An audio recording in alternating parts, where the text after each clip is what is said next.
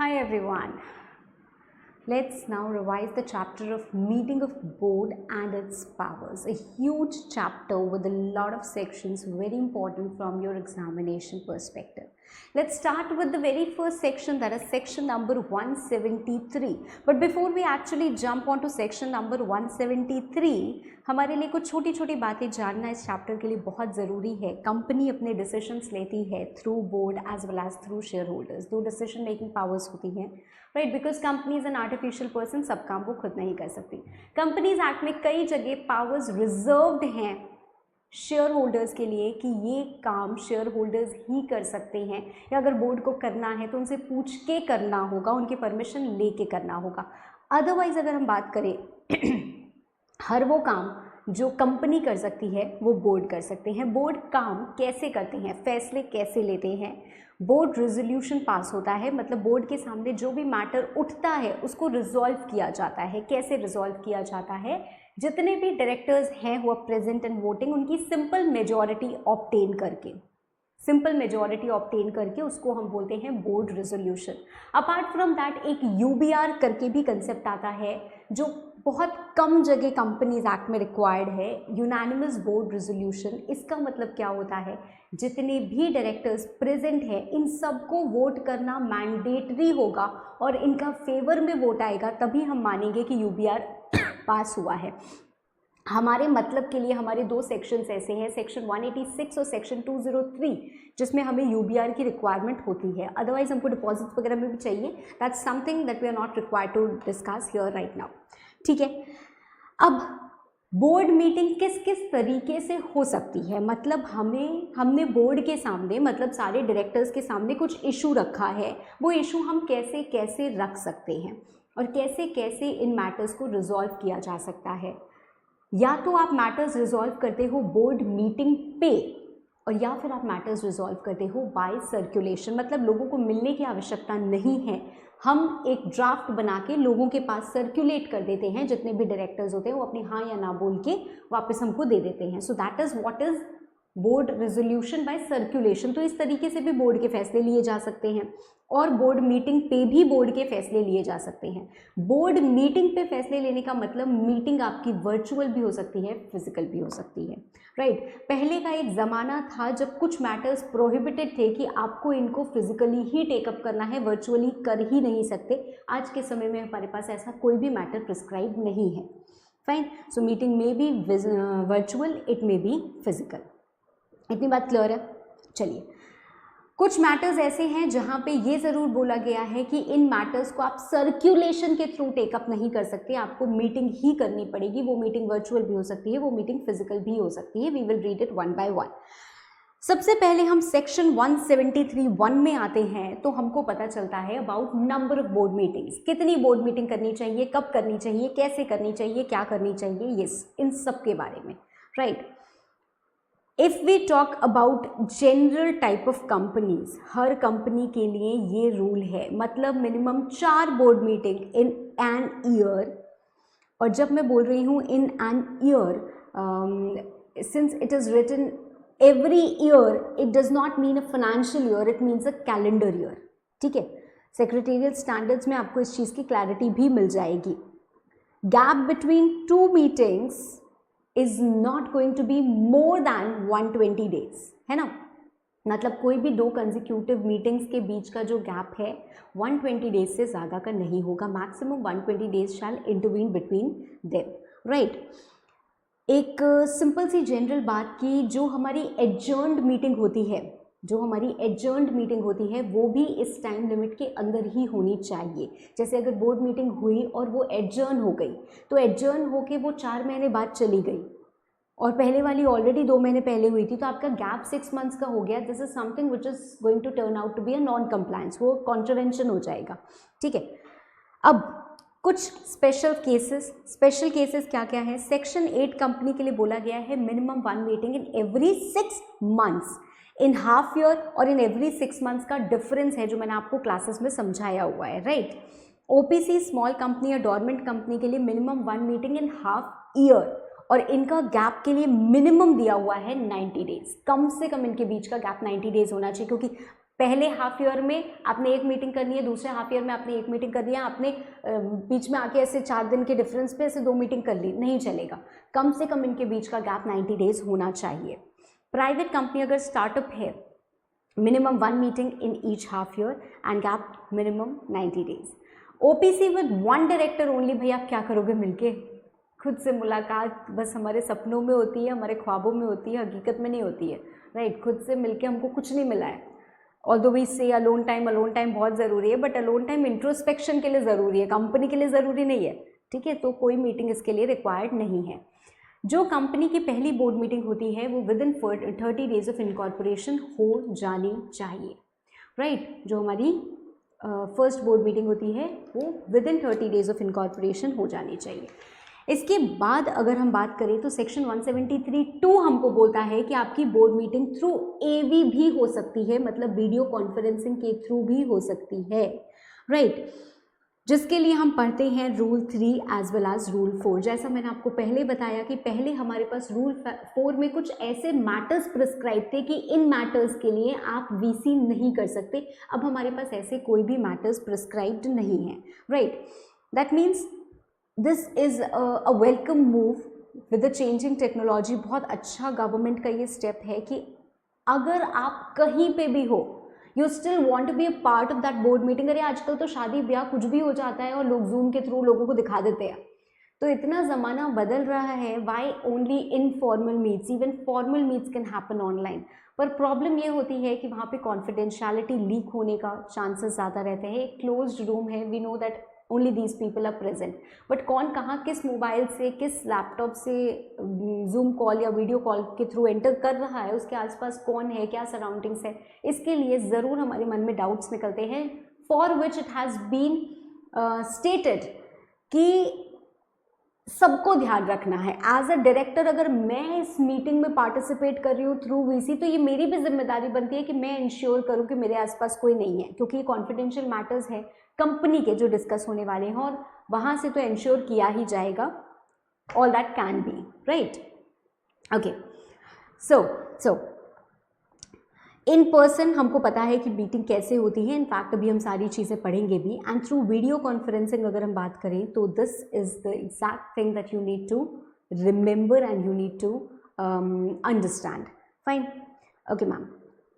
Necessary arrangements to avoid failure and reasonable care for security and integrity, availability of equipment जैसे आपको करना है, proceedings record होने के लिए पॉसिबिलिटी होनी चाहिए, बिकॉज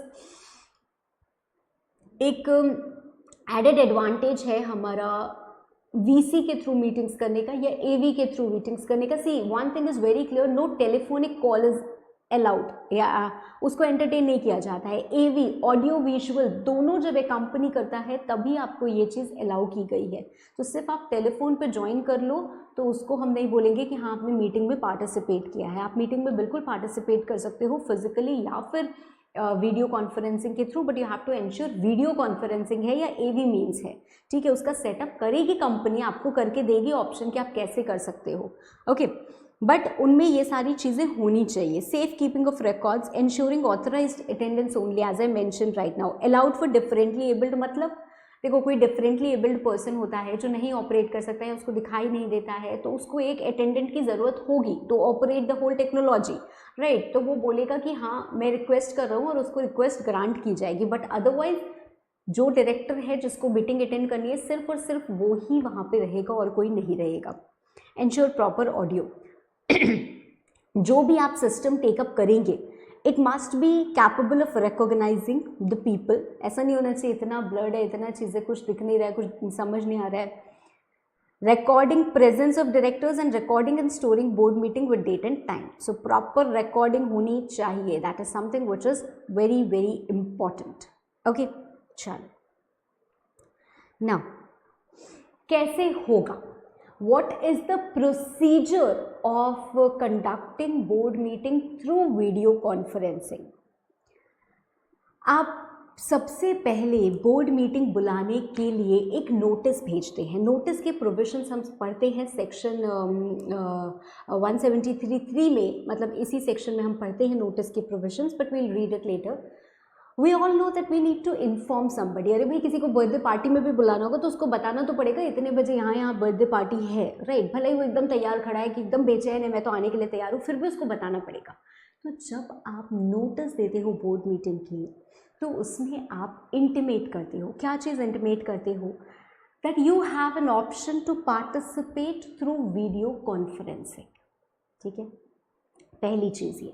तो नोटिस गई, नोटिस में ये चीज़ लिखी होगी कि ऐसे ऐसे वीडियो कॉन्फ्रेंसिंग के थ्रू पार्टिसिपेट कर सकते हैं।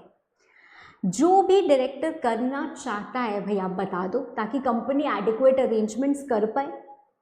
अगर आपने कुछ नहीं बोला तो बाय डिफ़ॉल्ट ये माना जाता है कि आप इन पर्सन अटेंड करेंगे और आपको इस ऑप्शन को नहीं चाहिए। ठीक है, अब जब बोर्ड मीटिंग शुरू होती है तो चेयरमैन इंश्योर करता है quorum. What is quorum? Quorum is the minimum number of directors which are required to constitute a meeting. अब सवाल ये उठता है, मैम आपने तो बोल दिया कि मीटिंग वर्चुअल हो सकती है, फिजिकल हो सकती है। हम मीटिंग वर्चुअली भी अटेंड कर सकते हैं, फिजिकली भी अटेंड कर सकते हैं। हम इस मीटिंग को बोलेंगे क्या, जिसमें कुछ लोग फिजिकली अटेंड कर रहे हैं, कुछ लोग वर्चुअली अटेंड कर रहे हैं। See, if everyone is attending the meeting virtually तो ऑब्वियसली आपको वर्चुअल मीटिंग दिख रही है ना। अगर ऐसा होता है कि कुछ फिजिकल है कुछ वर्चुअल है तो आप समझो कोरम, कोरम मतलब कम से कम इतने लोग होंगे तब पूरा होगा। फिजिकली अगर वो कोरम प्रेजेंट है तो वो फिजिकल मीट है। कोरम अगर फिजिकली प्रेजेंट नहीं है, जो वर्चुअल लोग हैं आप उनको भी इंक्लूड कर सकते हो for the purpose of computing quorum. ऐसा नहीं है कि वर्चुअली है तो कोई भूत प्रेत है कि उनको कोरम में नहीं माना जाएगा, बिल्कुल वो कोरम में माने जाएंगे। ठीक है, तो सबसे पहले इंश्योर किया जाता है कि कोरम है या नहीं है। उसके बाद जैसे अटेंडेंस होता है ना, वैसे होता है roll call, just to ensure and just to place it on record. जैसे पुलिस की इंक्वायरी वगैरह होती है ना, तो हमको 10 बार उसका नाम पता है सामने वाले का, फिर भी हम उससे पूछते हैं आपका नाम, ताकि उसका चेहरा, उसका नाम, उसकी आवाज़ में एक साथ रिकॉर्ड हो जाए फॉर द रिकॉर्ड। तो वैसे ही मीटिंग्स में रोल कॉल होता है। डायरेक्टर को बताना होता है कि उसका नाम क्या है, वो कहाँ से ज्वाइन कर रहा है, उसको एजेंडा मिला है कि नहीं मिला है, और उसके साथ और कोई नहीं है। तो ये डायरेक्टर की जिम्मेदारी है to give it on record, right. So उसके बाद हमारी मीटिंग शुरू होती है। कोरम इंश्योर हो गया, मीटिंग शुरू हो गई। मीटिंग में क्या होता है, डिस्कशंस होते हैं। So a lot of times it may be so happening कि जो हमारे डायरेक्टर्स हैं वो वीडियो कॉल के थ्रू जो आए हुए हैं उनको भी कुछ बोलने का मन है।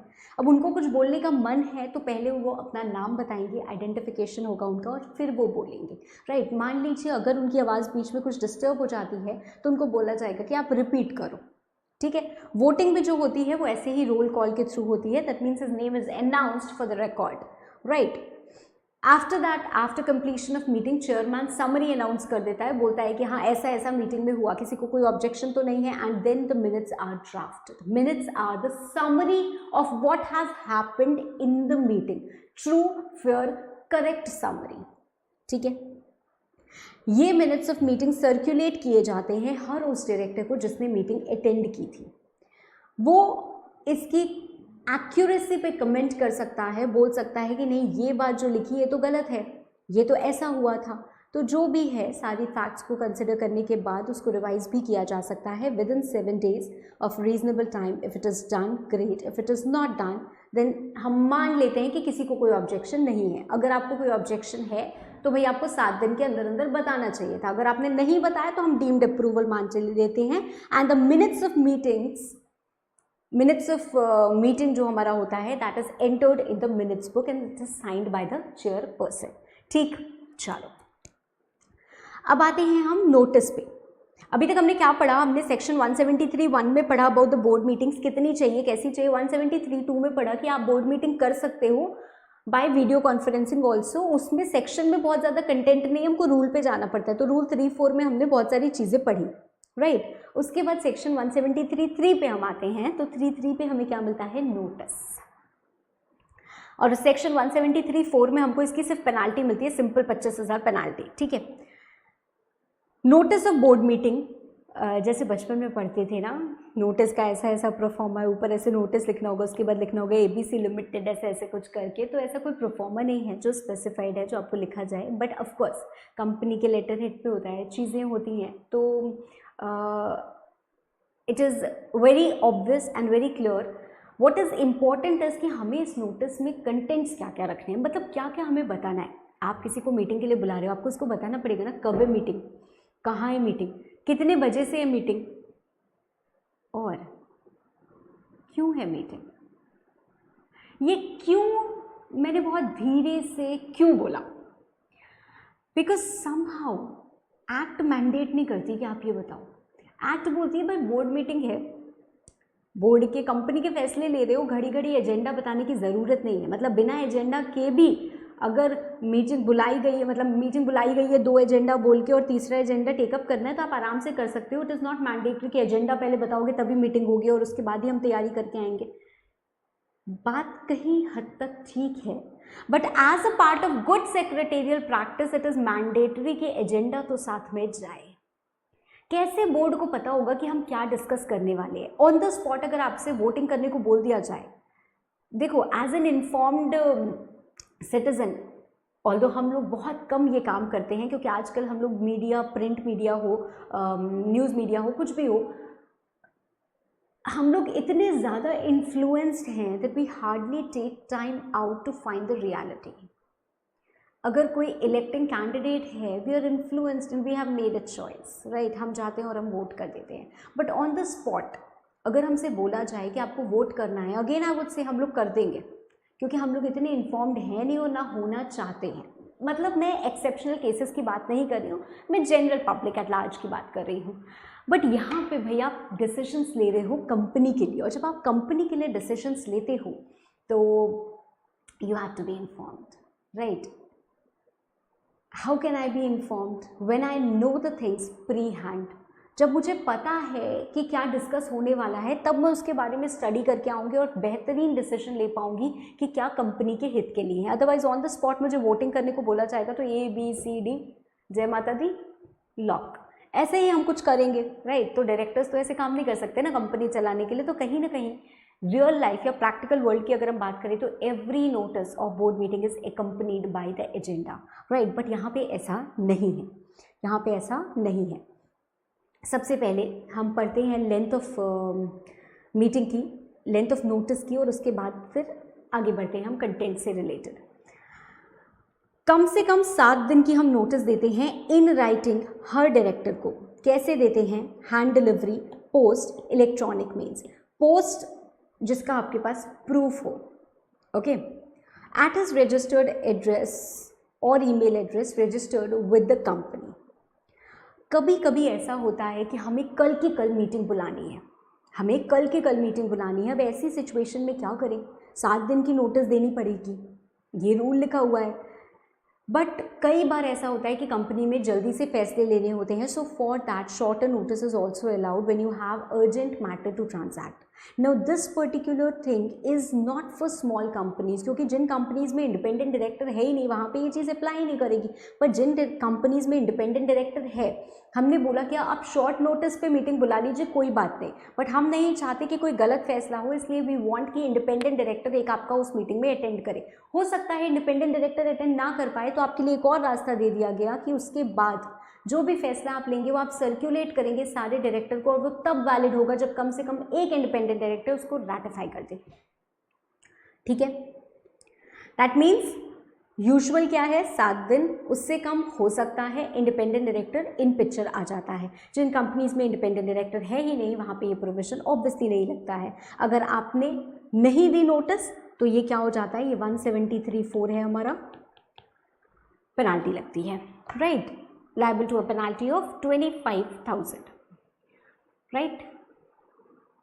चलो, कुछ जनरल चीज़ें होती हैं जो बच्चों के मन में कन्फ्यूजन आती है कि मैम बोर्ड मीटिंग क्या हॉलीडे पे हो सकती है? हो सकती है। क्या बिजनेस आवर्स के बियॉन्ड हो सकती है? हो सकती है। ठीक है, तो ये जनरल चीज़ें हैं। ऑल्दो क्लासेस में हमने एक्स्ट्रा पॉइंट्स काफ़ी सारे डिस्कस किए, I have given you a whole list, right.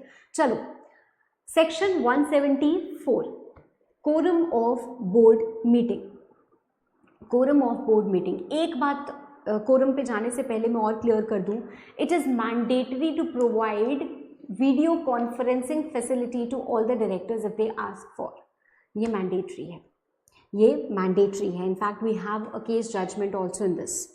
चलो, section 174 quorum for the meetings of board. Quorum present होना मैंडेटरी है। कोरम क्या होता है? Higher of 1/3 of total strength और 2 directors, so whichever is higher.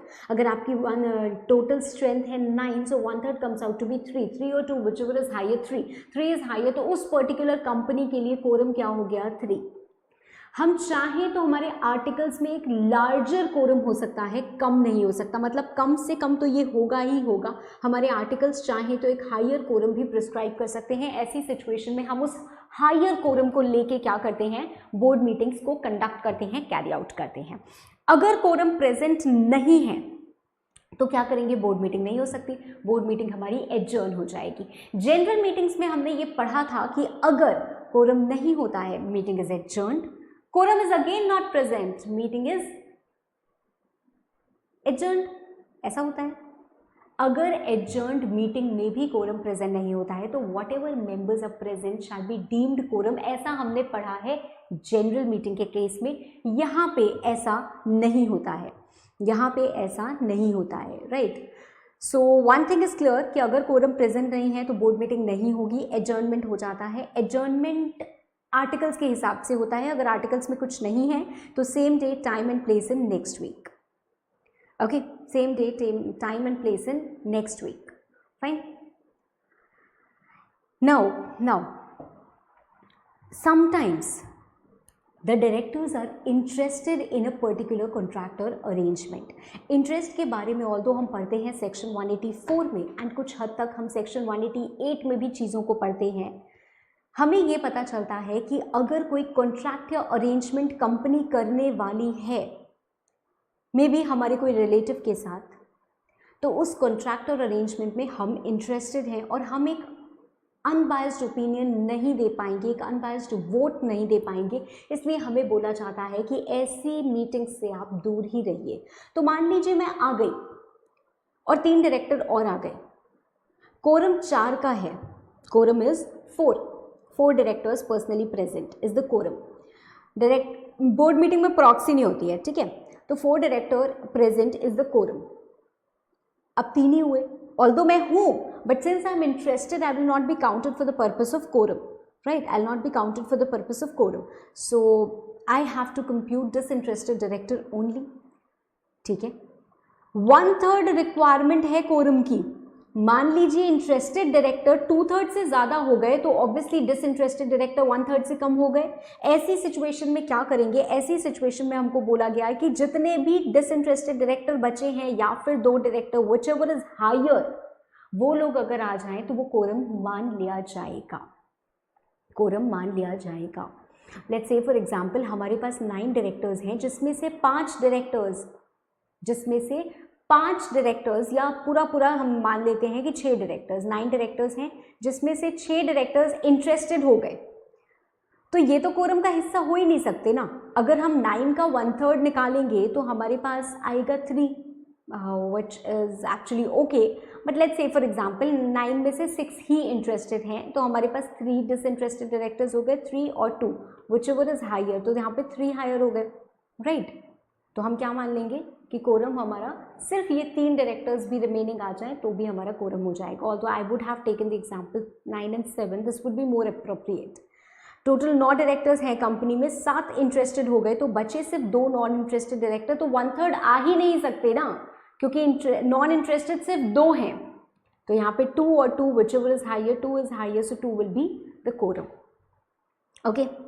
Section 8 company के लिए quorum हमारा अलग होता है। Quorum is lesser of 25% of strength और 8 डायरेक्टर्स, पर किसी भी हालत में 2 डायरेक्टर से कम का कोरम नहीं होगा, फाइन। प्राइवेट कंपनी को एक एग्जेम्पशन मिलता है, क्योंकि प्राइवेट कंपनी अगर मैंने बनाई है तो मैं हर अपने कॉन्ट्रैक्ट में इंटरेस्टेड हो सकती हूँ। And I am the member, I am the director. Member के पास जाओगे तो भी मैं ही हूँ, डायरेक्टर के पास जाओगे तो भी मैं ही हूँ, तो आप मुझे वोट करने से क्यों रोक रहे हो? प्राइवेट कंपनीज में एग्जेम्प्टेड है कि even interested directors can vote, आपको सिर्फ और सिर्फ you can participate, you can vote, आपको सिर्फ और सिर्फ 184 का डिस्क्लोजर देना है जैसे हम देते हैं, right, okay. If directors reduced below quorum, continuing directors may act only for increasing directors and calling general meeting. हमारे आर्टिकल्स में लिखा हुआ है कि 5 लोग होने चाहिए कोरम में, और आज हमारे पास डायरेक्टर्स ही सिर्फ 3 हैं। तो ये 3 डायरेक्टर्स क्या मिलेंगे नहीं? ये क्या मीटिंग नहीं करेंगे? करेंगे। ये मीटिंग करेंगे इन नंबर ऑफ डायरेक्टर्स को बढ़ाने के लिए या फिर जनरल मीटिंग को बुलाने के लिए, not for any other purpose. अगर फ्रैक्शन आता है तो क्या करें मैम? फ्रैक्शन आता है तो उसको राउंड ऑफ कर दो 1। The directors whose places are vacant, मतलब कंपनी में 5 डायरेक्टर्स थे जिसमें से 2 की डेथ हो गई, तो हमारे पास 3 ही डायरेक्टर्स हैं, हम 3 का 1/3 निकालेंगे। ठीक है, चलो दिस नेक्स्ट आता है हमारा section 175, passing of resolution bye circulation.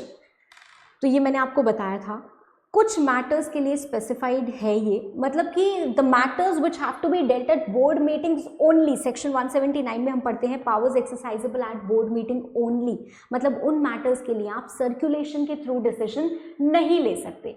जब आप सर्कुलेशन के थ्रू डिसीजन नहीं ले सकते तो भाई बोर्ड मीटिंग में ही करना पड़ेगा।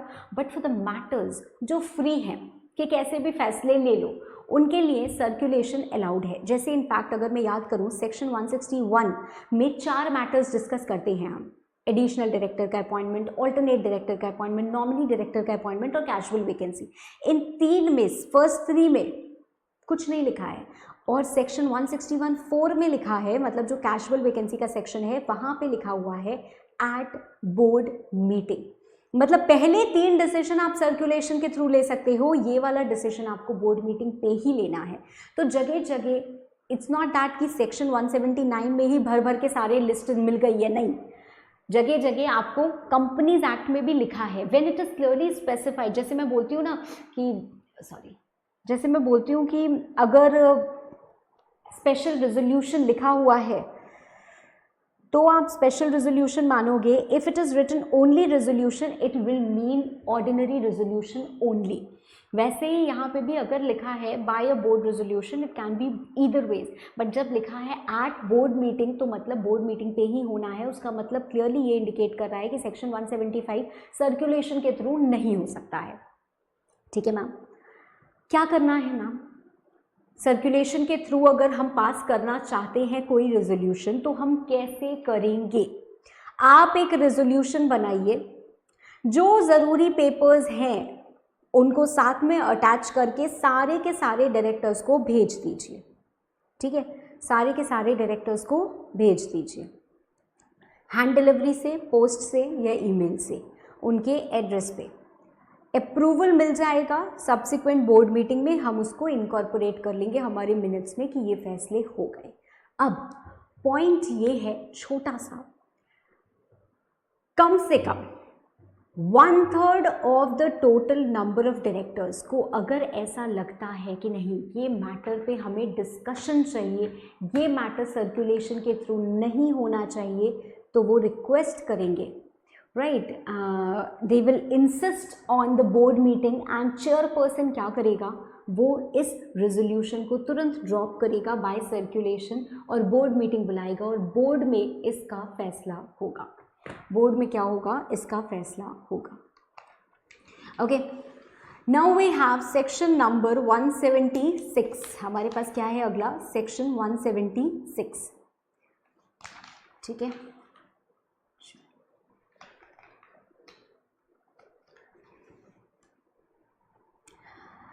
आप एक बार क्विक रिविजन उसका भी करेंगे ज़रूर, मिनट्स ऑफ मीटिंग का, although that is not to be included over here, but still you will have a quick recall कि सेक्शन 118 मिनट्स ऑफ मीटिंग क्या होता है, कैसे प्रिपेयर होता है, एक बार थोड़ा सा आइडिया हो जाना चाहिए। नेक्स्ट है हमारा डिफेक्ट्स या validity of acts of director, section 176। कई बार ऐसा होता है कि डायरेक्टर का जो अपॉइंटमेंट हुआ वो डिफेक्टिव था। अब डिफेक्टिव अपॉइंटमेंट लेके उन्होंने 6 महीने काम कर लिया। ये 6 महीने में जो काम किया, कितना सारा थर्ड पार्टी के साथ डील किया, इसके साथ किया, ये फैसला लिया, वो फैसला लिया, ये रेजोल्यूशन पास हुआ, वो रेजोल्यूशन पास हुआ, अचानक हमको पता चला कि अरे कंपनी के डायरेक्टर का अपॉइंटमेंट तो डिफेक्टिव था। अब ऐसी सिचुएशन में क्या करें? What do we do? सारी पुरानी एक्ट्स को बदलना तो पॉसिबल होगा नहीं, तो हमने बोला कि अगर ऐसा पता चलता है तो acts done by the director till company becomes aware shall be deemed to be valid. हो सकता है आपके अपॉइंटमेंट में कोई डिफेक्ट था, आप डिस्क्वालीफाई हो गए या आपको टर्मिनेट कर दिया गया, आपको पता ही नहीं चला, आपको कोई डिस्क्वालिफिकेशन अट्रैक्ट हो गया, you did not know about it, आपको नहीं पता था, कंपनी को नहीं पता था, ठीक है, जब आपको पता चल जाएगा where it comes to the notice of company, तो ऑब्वियसली इनवैलिड हो जाता है आपका अपॉइंटमेंट और अब से किए गए आपके सारे एक्ट कार्य भी इनवैलिड हो जाते हैं। ओके, छोटा सा सेक्शन है, आई डोंट थिंक इसमें कुछ मच है आपको समझाने के लिए। Then we come to section 177 audit committee. Section 177 में दो चीज़ें आती हैं, एक ऑडिट कमिटी और एक विजिलेंस मैकेनिज्म भी, विजिल मैकेनिज्म आप बोल सकते हो। और सेक्शन 188 में आती हैं हमारी अगेन दो कमिटीज़, एनआरसी और एसआरसी। ठीक है, ये कमिटीज़ क्या हैं? They are nothing but the group of directors only who are dedicated to a particular cause. हमारे डायरेक्टर्स में, हमारे 10 डायरेक्टर में 4 डायरेक्टर के पास फाइनेंस की कमाल की नॉलेज है। ठीक है, हमने उनको बोल दिया कि आप ऑडिट कमेटी का हिस्सा बन जाइए। अब ऑडिट कमेटी का हिस्सा बनने का मतलब क्या है, वो क्या करेंगे? See, these are the functions of audit committee. वो रिकमेंड करते हैं ऑडिटर्स को कि हमारे कंपनी के हिसाब से कौन से ऑडिटर्स बेस्ट सूटेड होंगे, उनको क्या रेम्यूनरेशन देना चाहिए, वो कैसा परफॉर्म कर रहे हैं उसको भी रिव्यू करते हैं। Because they have knowledge about the finances, they can also review the financial statements and their reports, right. They can check, not just audit committee का मतलब ये नहीं होता है कि सिर्फ ऑडिट रिपोर्ट, ऑडिटर, ऑडिटर नहीं। Internal controls, funds, related party transactions का अप्रूवल आता है section 177 read with section 188, right. तो ये सारे काम क्या करने होते हैं? ऑडिट कमेटी को करने होते हैं। क्या मैम हर तरीके की कंपनी में ऑडिट कमेटी चाहिए होती है? नहीं, हर वो कंपनी और you can say the same requirement, independent director जिसको बनाना होता है ना, उसी को ऑडिट कमेटी भी बनानी होती है। मतलब ma'am listed public company and वो पब्लिक कंपनी जिनका कि paid up share capital more than equal to 10 crore, turnover more than equal to 100 crore and outstanding loans more than, not more than equal to, more than 50 crores, right? So 10, 100, 50 and listed, right? इनको requirement है audit committee बनाने की। It's not applicable in case of wholly owned subsidiary, joint venture, dormant, right? ठीक है। Mandatorily constitute audit committee। अब सवाल ये होता है कि audit committee क्या करेगी, क्या क्या कर सकती है इसको करने के लिए। डिस्क्लोजर, पनिशमेंट अगर नहीं बनाया तो, और कॉम्पोजिशन क्या होता है। सबसे पहले अगर हम बात करते हैं कॉम्पोजिशन, तो कम से कम 3 डायरेक्टर्स होंगे ऑडिट कमेटी में, जिसमें मेजॉरिटी इंडिपेंडेंट होंगे, ठीक है। एंड इनके पास समझ होगी फाइनेंशियल स्टेटमेंट्स को समझने की, अदरवाइज उनका कोई काम होगा ही नहीं, ठीक है। Now, their powers, they can call for the comments of auditors। आप ऑडिटर से पूछ सकते हैं इंटरनल कंट्रोल के बारे में, आप फाइनेंशियल स्टेटमेंट्स रिव्यू कर सकते हैं, आप ऑडिटर से इश्यूज डिस्कस कर सकते हैं, आप इन्वेस्टिगेट कर सकते हैं। And you will see oversee vigil mechanism. Vigil mechanism क्या होता है? विजिल मैकेनिज्म, विसल ब्लोअर, ये सारी चीज़ें आप समझ सकते हो कि सेम जैसी ही हैं। लिस्टेड कंपनी जो कि पब्लिक डिपॉजिट्स एक्सेप्ट करती हैं, and companies which have borrowed funds, ये है। चलो हम विजिल मैकेनिज्म थोड़ा सा बाद में पढ़ते हैं, पहले हम पूरा इसको कंप्लीट कर लेते हैं, then we will go to vigil mechanism. Okay fine. So section 177 audit committee that we are reading, board report में इसका डिस्क्लोजर चाहता है कि हमारे ऑडिट कमेटी में आप किसी भी कंपनी की बोर्ड रिपोर्ट खोल के देख रहे हो, रिलायंस की, टीसीएस की, इन्फोसिस की, आपको क्या मिलेगा? आपको चीज़ें क्लियरली मिलेंगी, आपको दिखेगा कि हाँ ऑडिट कमेटी में ये रिलायंस इंडस्ट्रीज लिमिटेड की आप बोर्ड रिपोर्ट खोल के देखिए, बोर्ड रिपोर्ट के financial statements, annual report, you will get immense knowledge from that, right. आपको प्रैक्टिकल एक्चुअली समझ में आएगा। इतना सारा लॉ पढ़ के लगता है ऐसा होता है क्या, ऐसा होता है क्या, सच में ऐसा होती है चीज़ें, ठीक है। तो composition of audit committee will be clearly written and see, audit committee के पास ये पावर नहीं है कि वो कंपनी को चलाए। ऑडिट कमिटी के पास पावर है टू रिकमेंड द बोर्ड। यहाँ पे हर जगह क्या किया गया है, रिकमेंडेशन आप देते हो, ये बोर्ड की मर्जी है कि वो माने या ना माने, पर ऑडिट कमिटी जो उसी काम के लिए बने हैं, जिनको शायद आपसे ज़्यादा समझ है, वो अगर आपको रिकमेंड कर रहे हैं और आप ना बोल रहे हो तो आपके पास ज़रूर कोई स्ट्रॉन्ग रीज़न होगा. So if you are ignoring the recommendation of audit committee, you must also disclose this in your board's report कि क्या रीज़न है, क्यों आप इसको मना कर रहे हो. Fine. Okay.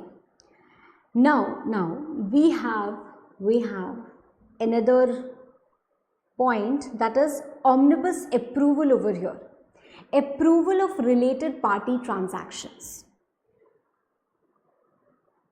हम जब सेक्शन 188 पढ़ेंगे तो उसमें हमें 7 ट्रांजैक्शंस मिलेंगी जो अगर आप अपने रिलेटेड पार्टी के साथ करते हो, obviously when we are doing this revision you already have studied and you know it, जब आप अपने रिलेटेड पार्टी के साथ वो 7 ट्रांजैक्शंस करते हो, you need approval from board. If the limit exceeds you need approval from OR and you need approval from audit committee even if it's with in the limit, right. तो ये हमें चाहिए होता है.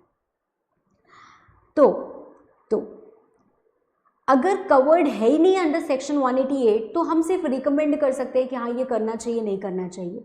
If amount is less than 1 crore and no approval from audit committee, देखो अगर covered है तो हमें अप्रूवल चाहिए, अगर कवर्ड नहीं है तो अप्रूवल नहीं चाहिए. अगर कवर्ड है और अमाउंट 1 करोड़ से कम है तो ऐसी सिचुएशन में आप बिना अप्रूवल के भी काम कर सकते हैं, बाद में रैटिफिकेशन हो जाएगा. ठीक है, बाद में रैटिफिकेशन हो जाएगा. बट अगर 1 करोड़ के ऊपर है और सेक्शन 188 में कवर्ड है, then you need audit committee's approval. ठीक है मैम, ऑडिट कमिटी से पूछ के कंपनी ऐसे रिलेटेड पार्टी ट्रांजैक्शंस में एंटर कर सकती है. We have a concept called as omnibus approval under section 177 जो बोलता है एक बार ही हम अप्रूवल दे देंगे आने वाले ट्रांजैक्शंस के लिए, बिकॉज आगे साल में बहुत सारे ट्रांजैक्शंस होने वाले हैं, तो we are going to grant you one time approval.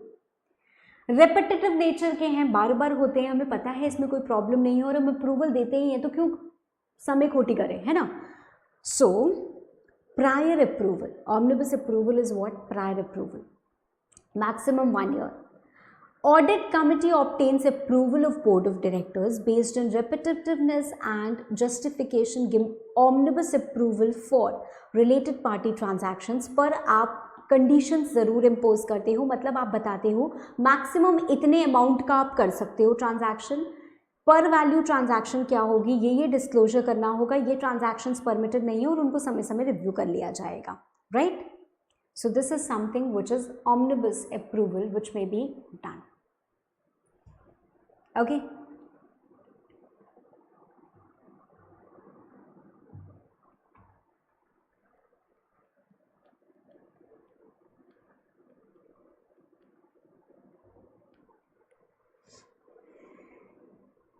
इसके अलावा ऑडिट कमिटी ऑडिटर के रिपोर्ट को भी रिव्यू करती है.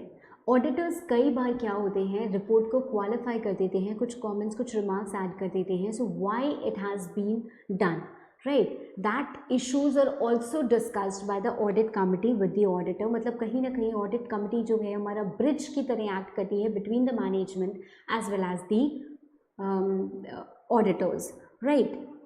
So this is also something which is being done. And lastly we have vigil mechanism. Vigil mechanism, छोटी छोटी बातें और लिखी हुई हैं सेक्शन 177 में, जैसे ऑडिटर के पास अधिकार होता है कि ऑडिट कमिटी की मीटिंग में उनकी भी सुनवाई हो.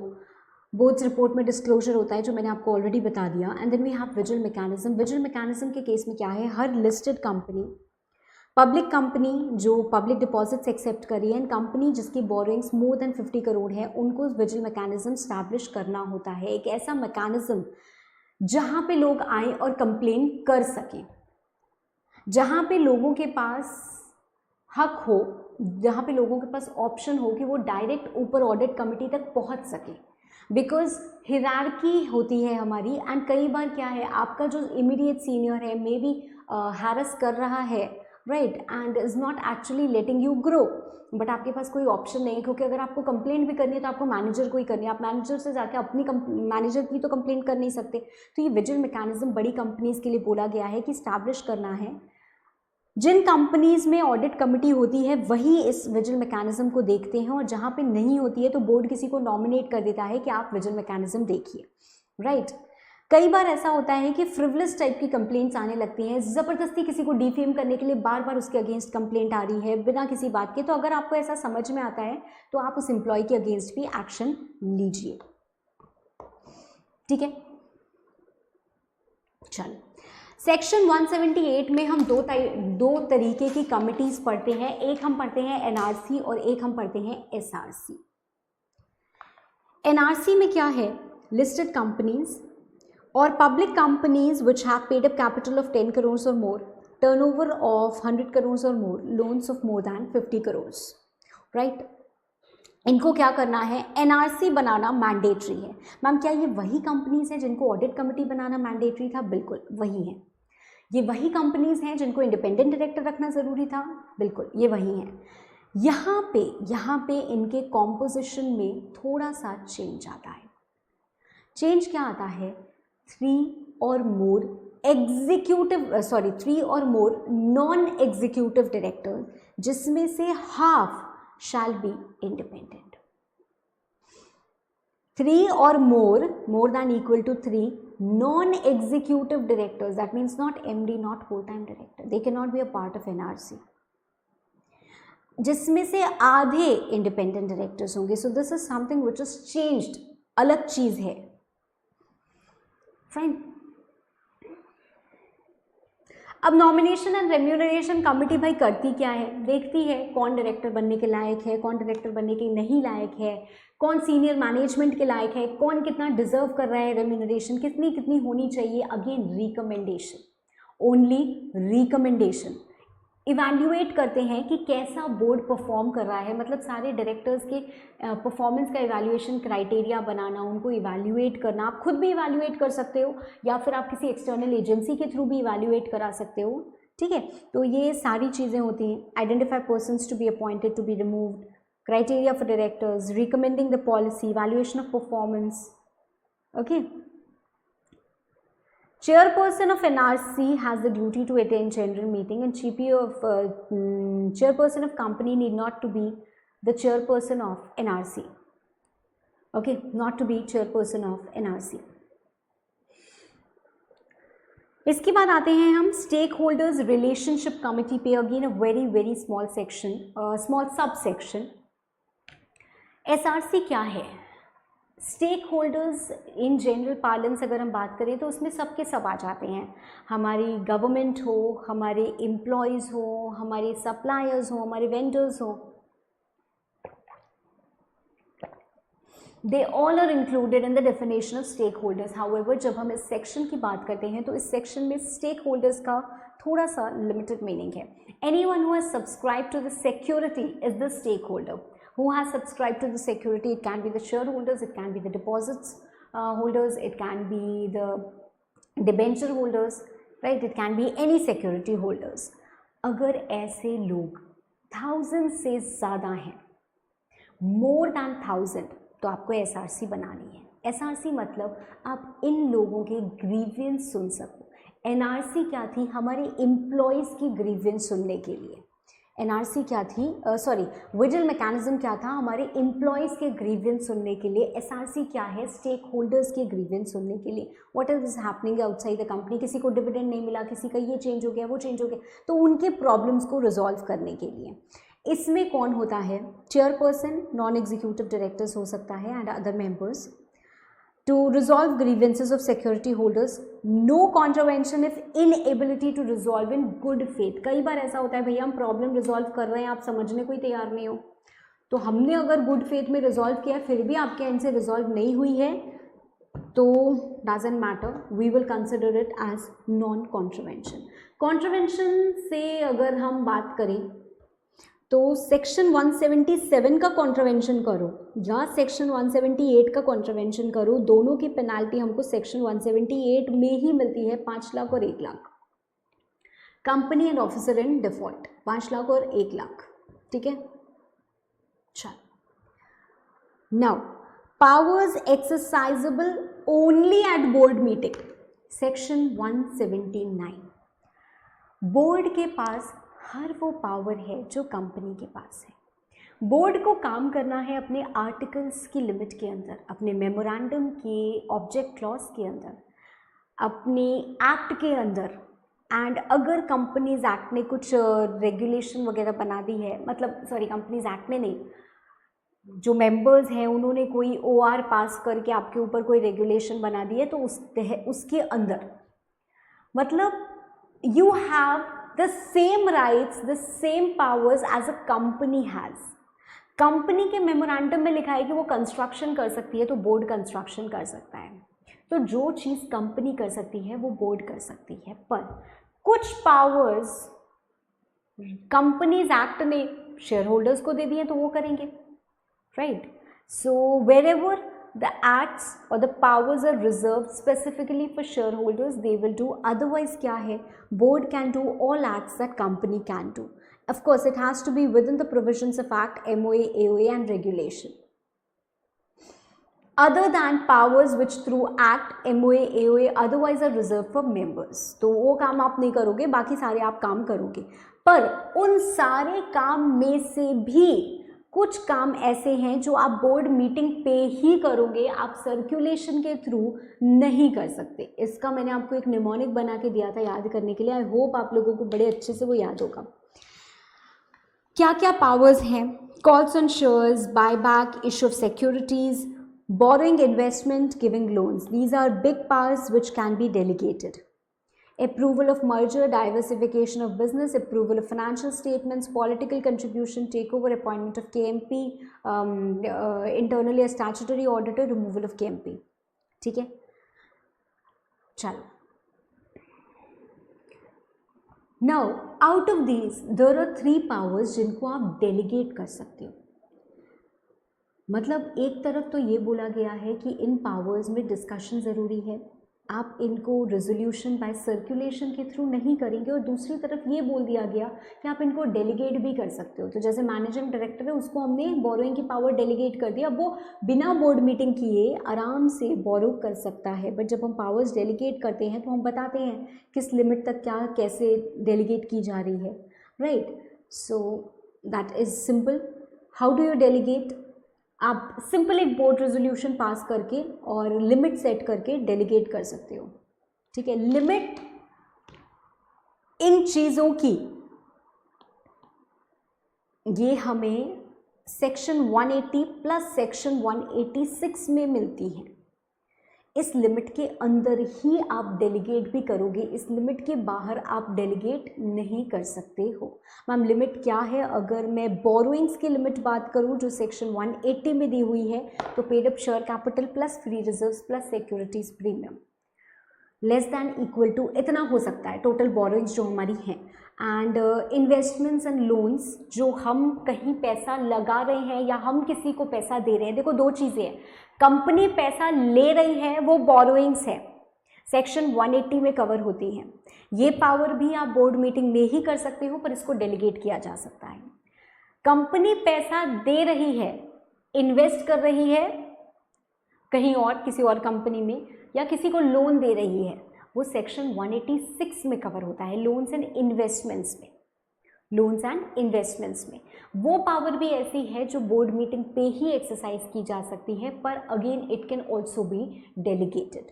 सो यू हैव टू रिमेंबर कि कौन सी ऐसी पावर्स हैं जो आप बोर्ड मीटिंग पे ही एक्सरसाइज कर सकते हो, and out of that the 3 powers जिसको मैं बिग पावर्स बोलती हूँ, that can be delegated.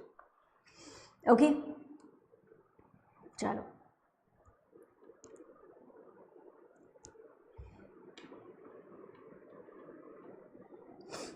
Section 180 restriction on powers of board. पहले हमें बोला गया कि भाई ये पावर टू बोरो आपके पास है, बोर्ड के पास है पावर टू बोरो, पर बोर्ड ये पावर एक्सरसाइज कर सकता है एट बोर्ड मीटिंग ओनली, इसको डेलीगेट भी कर सकता है। उसके बाद सेक्शन 180 हमको बताता है कि नहीं रुकिए, आपके पास पावर तो है पर up to a certain limit है।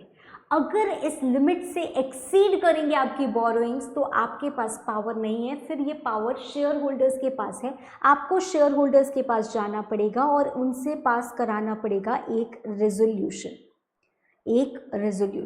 मैम रेजोल्यूशन OR होगा या SR होगा? रेजोल्यूशन SR होगा, ठीक है।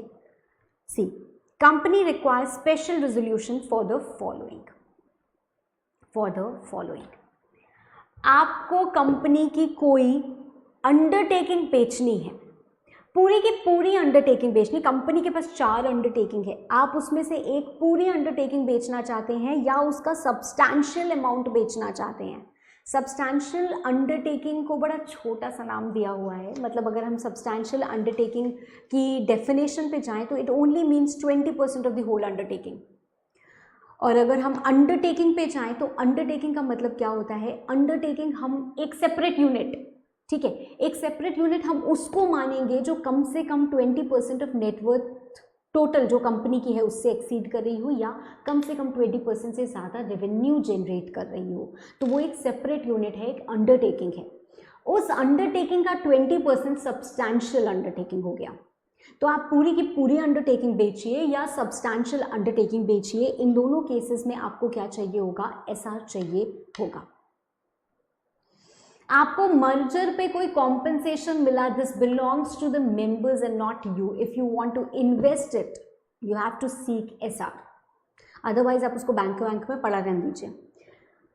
देन अगर आपने कोई डायरेक्टर को पैसे दिए हैं कंपनी ने, although this is something which is not really allowed completely, इसका हमारा सेक्शन 185 है लोन टू डायरेक्टर्स, जिसमें कुछ रिस्ट्रिक्टेड चीज़ें आ जाती हैं, बट फिर भी अगर आपने लोन दिया है डायरेक्टर को, अब डायरेक्टर बोल रहा है मेरे पास तो पैसे नहीं है, मुझे 1 साल का समय और चाहिए, तो अगर आप उसका समय बढ़ाना चाहते हो, आपके पास ये पावर नहीं है, आपको क्या करना पड़ेगा?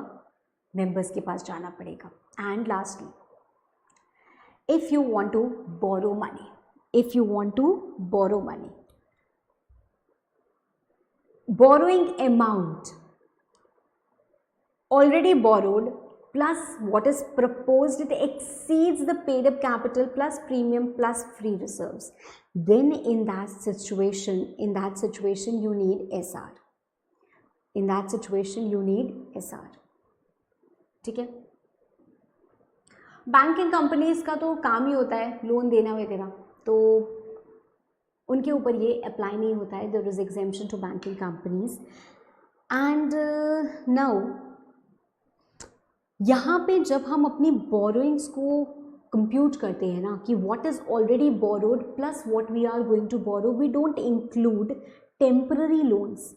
टेम्पररी लोन्स मतलब जो शॉर्ट टर्म लोन्स होते हैं, हम उनको काउंट नहीं करते हैं। तो अगर किसी कंपनी ने कोई शॉर्ट टर्म लोन लिया हुआ है 20 लाख का और उसकी लॉन्ग टर्म लोन्स हैं 50 लाख की, और वो सोच रहा है कि मुझे और 50 लाख लेना है, तो हम क्या बोलेंगे? हमारी बोरोइंग कितनी होगी? 1 CR।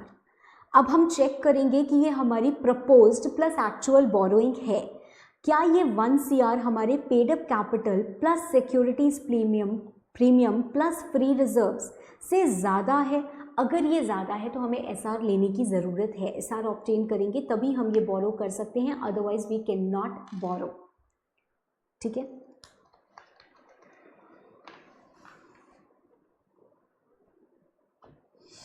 हमारा जो सेक्शन 180 है ये प्राइवेट कंपनीज पे अप्लाई करता ही नहीं है, it does not apply to private companies. Ma'am अगर हमने बोरो कर लिया, मान लीजिए if we go out and borrow, तो क्या होगा? तो ये वॉइडेबल ट्रांजैक्शन हो जाता है।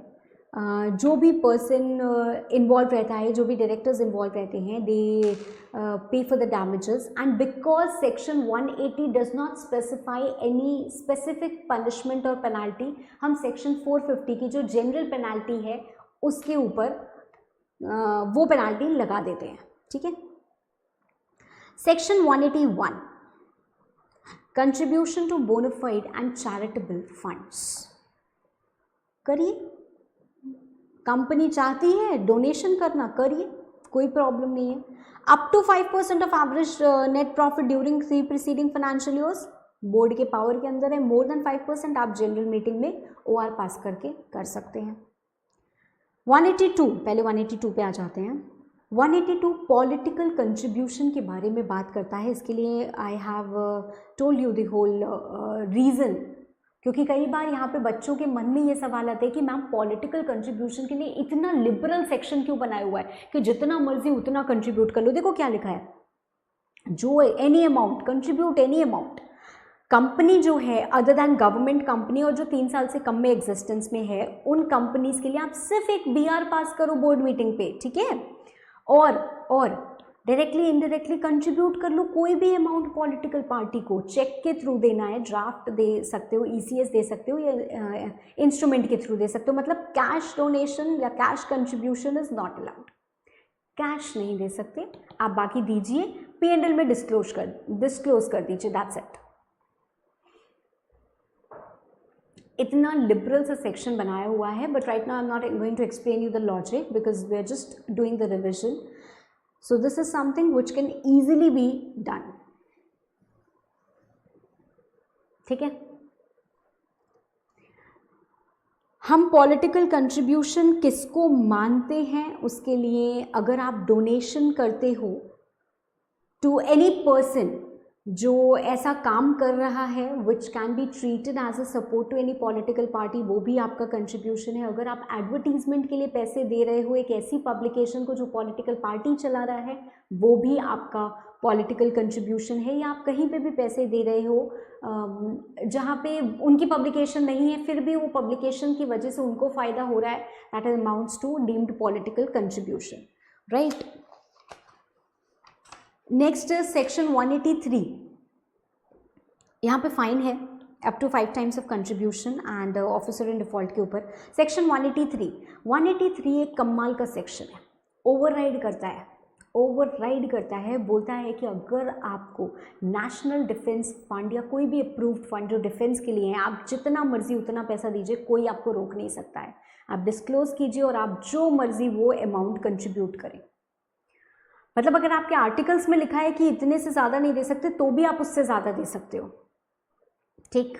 चलो, next is disclosure of interest by director, section 184। ये क्या है? इसके लिए एक बात और जाननी ज़रूरी है, वो है सेक्शन 2 क्लॉज 76 जो कहता है हमें रिलेटेड पार्टी के बारे में। What is related party? Director का रिलेटिव, केएमपी का relative, right.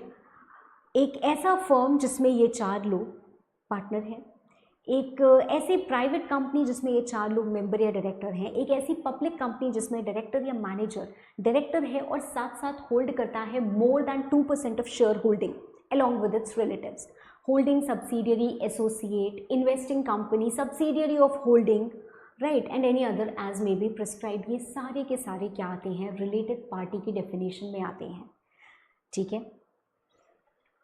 Ma'am related party का इस सेक्शन से क्या कनेक्शन है? क्योंकि वो तो हम पढ़ते हैं सेक्शन 188 में। अगर आपने पढ़ाई अच्छे से की है तो आपको कनेक्शन बड़ी अच्छे से समझ में आएगा। हम बोल रहे हैं कि हमें अपना इंटरेस्ट डिस्क्लोज करना है। हम इंटरेस्टेड किस में होते हैं? कितना ही हम कह लें कि हम पड़ोसियों में इंटरेस्टेड हैं, बट होते तो अल्टीमेटली इंटरेस्टेड हम अपने घर परिवार में ही है ना। तो हमारे रिलेटिव्स ही तो हमारा इंटरेस्ट डिफाइन करते हैं। कंपनी का जो डायरेक्टर्स हैं वो कहाँ कहाँ इंटरेस्टेड हैं, किस किस कंपनी में कहाँ कहाँ उनकी होल्डिंग है, किस फॉर्म में वो पार्टनर हैं, etcetera etcetera. This is the interest that you need to disclose, first thing. दूसरी बात, जब ऐसे कोई भी इंटरेस्टेड कॉन्ट्रैक्ट का डिस्कशन होता है तो आपको वहाँ पे भी डिस्क्लोजर देना है, specific disclosure. You will refrain from the meeting. Section 184 का स्कोप 188 से ज़्यादा है, बिकॉज यहाँ पे हर तरीके के कॉन्ट्रैक्ट्स, हर तरीके के अरेंजमेंट्स कवर हो जाते हैं, जबकि सेक्शन 188 में सिर्फ 7 related party transactions which are specified are covered. Okay fine ma'am. तो हम डायरेक्टर बने, हमने जो पहली बोर्ड मीटिंग अटेंड की, ठीक है, उसमें हम अपना डिस्क्लोजर देंगे कि हम company, firm, association, body, corporate कहाँ कहाँ इंटरेस्टेड है। MBP 1 हमारा फॉर्म है of giving the disclosure. First board meeting जो हमने अटेंड की after our appointment as a director, इसके बाद हर first meeting of every financial year, and जब भी कभी चेंज आता है तो चेंज आया उसके बाद जो पहली बोर्ड मीटिंग अटेंड की, ठीक। तो इसमें हमें क्या करना होता है, जनरल डिस्क्लोजर देना होता है। ये डायरेक्टर की ड्यूटी है कि भाई आपको देना ही देना है, ठीक है। जितने भी ये डिस्क्लोजर्स मिलते हैं इनका एक रजिस्टर MBP 4 में मेंटेन होता है जो कंपनी सेक्रेटरी के पास रहता है और इसको प्रिजर्व किया जाता है, right. Then comes our specific disclosure, section 184(2). कंपनी एक ऐसे कॉन्ट्रैक्ट और अरेंजमेंट में एंटर कर रही है जहां पे director more then 2% of paid up capital hold करता है, या फिर प्रमोटर, मैनेजर, CEO है, या फिर पार्टनर है या ओनर है उस फर्म का। तो ऐसी सिचुएशन अगर आती है तो आपको अपना इंटरेस्ट डिस्क्लोज करना है।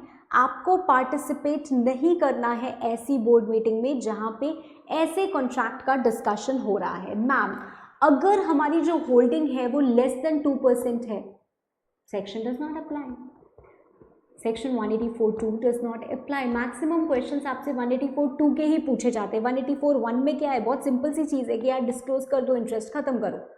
ये डिस्क्लोजर जो है इन दैट स्पेसिफिक कॉन्ट्रैक्ट, ये ज़्यादा पूछा जाता है। तो यहाँ पे हमें देखना पड़ता है कि क्या 2% पेड अप कैपिटल से ज़्यादा होल्डिंग है।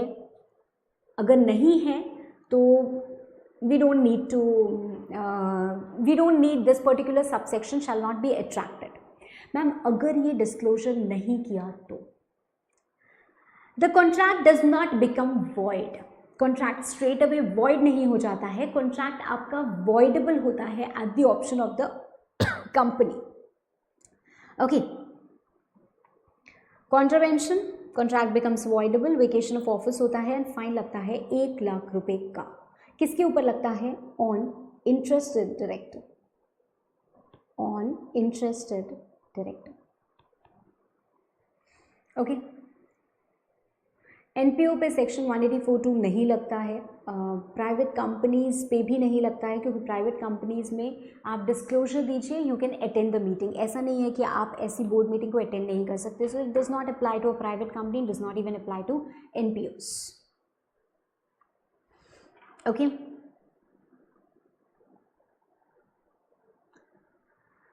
फाइन, आगे बढ़ते हैं। Section 185, loan to directors etcetera, loan to directors etcetera. Company क्या लोन दे सकती है? बिल्कुल दे सकती है। किसको दे सकती है? किसी को भी दे सकती है मैम। परमिटेड है टू गिव लोन या फिर गारंटी, सिक्योरिटी, इस टाइप की चीज़ें देना।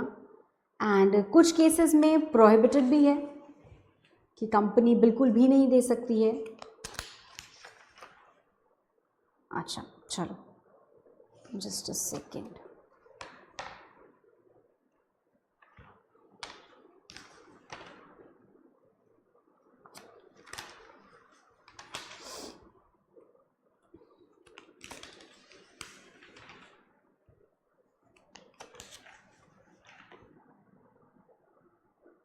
चलो नेवर माइंड। सी,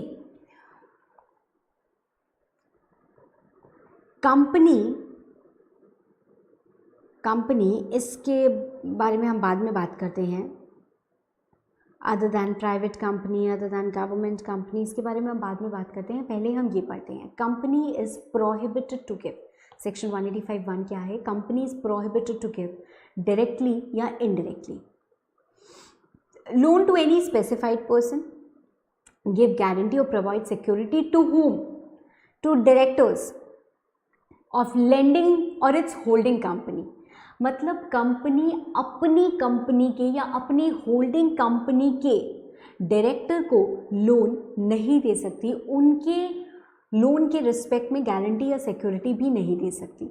उस डायरेक्टर के रिलेटिव को भी नहीं दे सकती, उस डायरेक्टर के पार्टनर को भी नहीं दे सकती, उस फर्म को भी नहीं दे सकती जहाँ पे वो डायरेक्टर रिलेटिव या पार्टनर डायरेक्टर या उसका रिलेटिव पार्टनर हो। ठीक है, ये जनरल रूल है, ये जनरल रूल है। पर 185(2) में हमको मिलता है एक्सेप्शन। 185(2) में हमको क्या मिला है कि ठीक है, आप परमिटेड है कि आप लोन दे सकते हो, गारंटी दे सकते हो, सिक्योरिटी दे सकते हो। किसको? एक प्राइवेट कंपनी को जिसमें कि डायरेक्टर है या मेंबर है, एक बॉडी कॉर्पोरेट को जो whose board acts according to the director of our company, मतलब हमारा डायरेक्टर बोलता है उसके हिसाब से वो बॉडी कॉर्पोरेट काम करती है। ठीक है, यह एक ऐसी बॉडी कॉर्पोरेट जिसमें director more than equal to 25% voting power hold करता है। अगर ये क्या हो गया,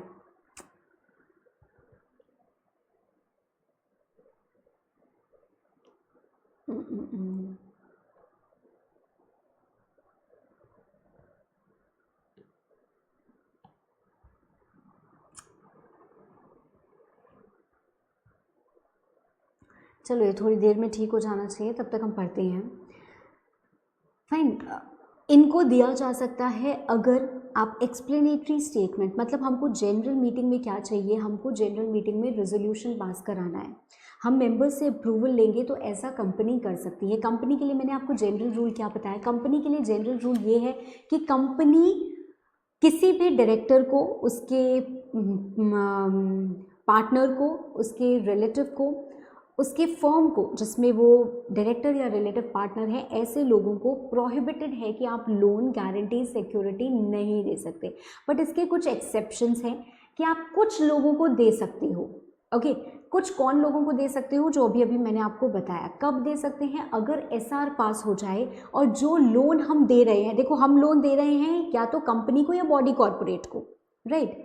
सो जिसको भी हम लोन दे रहे हैं वो पैसे जो यूटिलाइज करे वो अपने प्रिंसिपल बिजनेस के लिए ही यूटिलाइज करे। सो लोन टू बॉडी कॉर्पोरेट जहाँ पे डायरेक्टर इंटरेस्टेड है। कई बच्चों के मन में ये आता है कि मैम कंपनी लोन देना चाहती है एक दूसरी कंपनी को, कोई डायरेक्टर उसमें इंटरेस्टेड है ही नहीं, मतलब कोई डायरेक्टर उसमें कुछ होल्ड नहीं करता है। भाई तो इस सेक्शन में कवर ही नहीं होगा ना। हम इस सेक्शन 185 में कवर कर रहे हैं डायरेक्टर को और डायरेक्टर से जुड़ी हुई एंटिटीज को।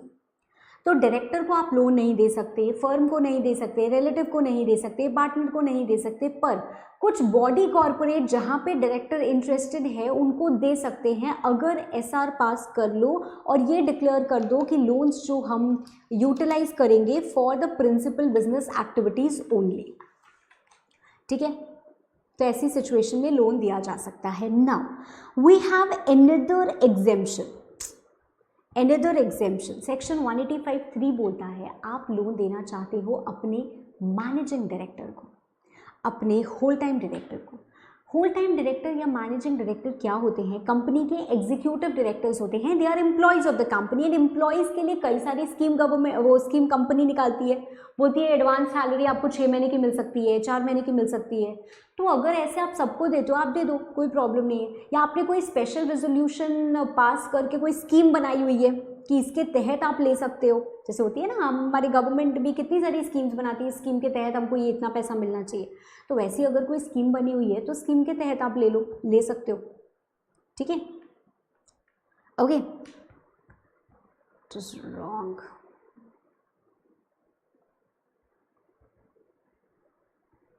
चलो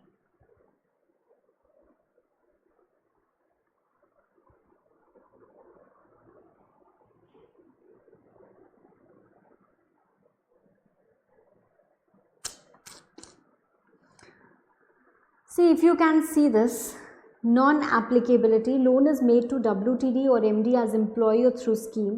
Loan made in ordinary course of business and the ROI is more than equal to government security yield. ये हमारा सेकेंड पॉइंट है। जैसे made in the ordinary course of business, भाई हमारी कंपनी तो ऑर्डिनरी कोर्स ऑफ बिजनेस में loan नहीं बांटती है, पर बैंकिंग कंपनी बांटती है ना।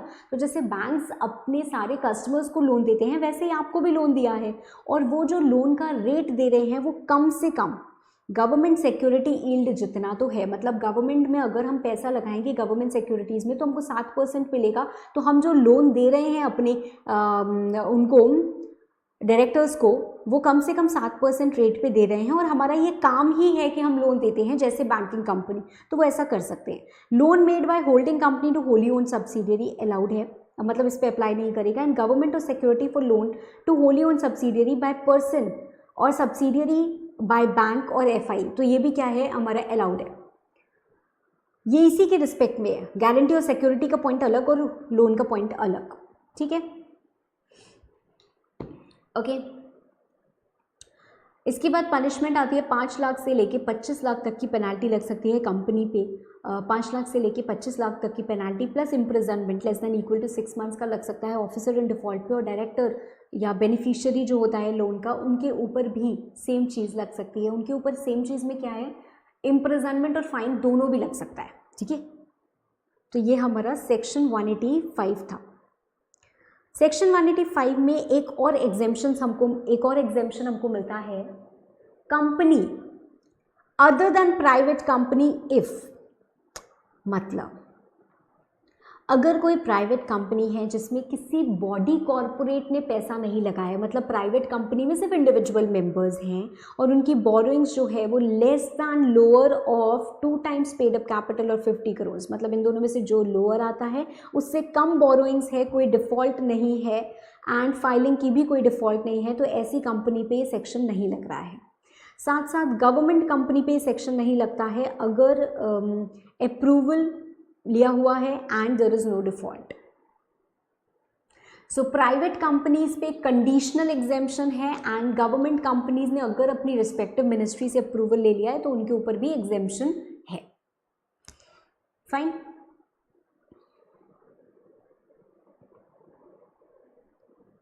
क्लियर। चलिए आगे बढ़ते हैं हम सेक्शन 186,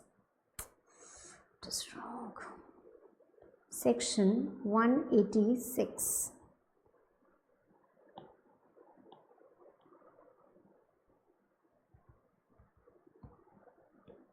वेट,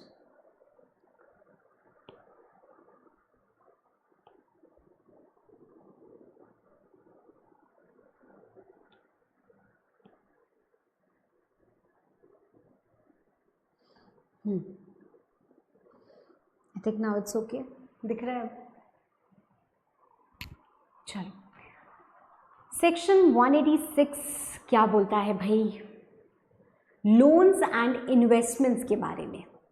कंपनी जो पैसे लगा रही है या कंपनी जो लोन्स दे रही है, इसमें 2 चीज़ें आती हैं। एक सीलिंग लिमिट हमको दी हुई है, इनफैक्ट पहले 2 चीज़ें अगर पढ़े सेक्शन 186 में 2 चीज़ें आती हैं कि इन्वेस्टमेंट कंपनीज के बारे में बोला गया है, कंपनी पैसे लगाए किसी कंपनी में, वो कंपनी दूसरी कंपनी में, वो दूसरी कंपनी में, वो दूसरी कंपनी में, तो इसको हम बोलते हैं लेयरिंग, ठीक है। तो हम इन्वेस्टमेंट कंपनी की लेयरिंग के बारे में बात करते हैं एंड साथ साथ हम बात करते हैं maximum loans and investments that a company can give, तो उसमें एक सीलिंग लिमिट हमको मिलती है। अगर उस सीलिंग से एक्सीड करती है तो एसआर मेंबर्स का अप्रूवल चाहिए, और अगर सीलिंग से एक्सीड नहीं करती है तो हमको मेंबर्स का अप्रूवल नहीं चाहिए, सिर्फ और सिर्फ बोर्ड रेजोल्यूशन चाहिए। बट यहाँ पे board resolution unanimous board resolution चाहिए होता है। Section 186 needs UBR, section 186 needs UBR. Okay, so पहली चीज section 186(1), company can make investment in maximum 2 layers of investment company. सबसे पहला सवाल ये उठता है कि मैम ये इन्वेस्टमेंट कंपनी आखिर क्या चीज़ है। You need to understand what do you mean by investment company. Investment company का मतलब जिसका कोर बिजनेस ही इन्वेस्टमेंट का है, जिसका कोर बिजनेस क्या है, इन्वेस्टमेंट का है। पता कैसे चलेगा कि हमारी कोर बिजनेस इन्वेस्टमेंट है?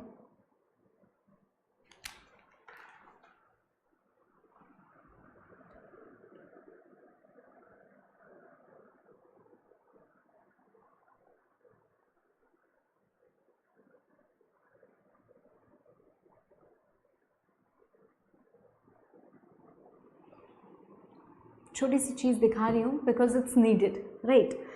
इन्वेस्टमेंट कंपनी जिसका प्रिंसिपल बिजनेस इसको एक्वायर करना है, हमें पता कैसे चलता है कि इनका प्रिंसिपल बिजनेस ऐसा है? If its assets in the form of investments, मतलब हम किसी भी नॉर्मल कंपनी में जाते हैं, अगर वो फैक्ट्री है तो हमें दिखेगा एसेट्स में भर भर के प्लांट एंड मशीनरी होगा। अगर हम इन्वेस्टमेंट कंपनी की बैलेंस शीट उठा के देखेंगे तो हमको दिखेगा एसेट्स में भर भर के इन्वेस्टमेंट होगा। तो कम से कम क्या होगा, 50% ऑफ इट्स टोटल इन्वेस्टमेंट क्या एसेट्स क्या होंगे? इन्वेस्टमेंट्स होंगे। या फिर हम उसके P&L को उठा के देखें तो हमें दिखेगा कि जितनी भी पैसे इन्वेस्टमेंट से आ रहे हैं वो कम से कम 50% ग्रॉस इनकम की हैं। तो ऐसी सिचुएशन में हमें समझ में आता है कि ये क्या है? एक इन्वेस्टमेंट कंपनी है, एक इन्वेस्टमेंट कंपनी है। Where is it? Okay. So now we come to know about the layering of investment company. Although investment company हो या कोई भी कंपनी हो, मैक्सिमम 2 लेयर्स ही अलाउड है, बट सेक्शन 186 में हम इन्वेस्टमेंट कंपनी के बारे में ही पढ़ते हैं। इनको बोला गया है कि आपके लिए 2 लेयर्स ही अलाउड हैं। 2 लेयर्स का मतलब ये नहीं होता है कि एक कंपनी की 2 से ज़्यादा सब्सिडियरी नहीं हो सकती। एक कंपनी की 50, 60, 100 कितनी भी सब्सिडियरी हो सकती हैं, बट एक कंपनी की एक सब्सिडियरी वो लेयर 1, उसकी सब्सिडियरी लेयर 2, उसकी सब्सिडियरी लेयर 3। तो आप लेयर 3 पे नहीं जा सकते, मैक्सिमम आपकी 2 ही लेयर्स हो सकती हैं। फाइन, बट इसमें भी कुछ एक्सेप्शंस हैं, इसमें भी कुछ एक्सेप्शंस है। एक्सेप्शंस क्या है? पहली चीज, फॉरेन लॉ परमिट करता है 5 सब्सिडियरी। एक फॉरेन कंपनी है जिसको हमारी इंडियन कंपनी ने एक्वायर किया और इसकी ऑलरेडी 5 सब्सिडियरी हैं। तो हमने तो देखो एक ही सब्सिडियरी एक्वायर की, बट इसकी 5 सब्सिडियरी और फॉरेन लॉ परमिट करता है। तो that is something which is allowed, that is something which is allowed. Okay, इसके अलावा क्या क्या चीज़ पे अप्लाई नहीं करता है सेक्शन 186(1)? बैंकिंग कंपनी पे अप्लाई नहीं करता है, NBFC with net worth more than 500 crore, government company, insurance company, और जो होली ओन सब्सिडियरी होती है वो एक सेपरेट लेयर की तरह काउंट नहीं होती है। फाइन, अब आते हैं हम other provisions of section 186 for which you need to understand LGSI, loans, guarantee, security and investment. इन सब के बारे में बात करता है section 186।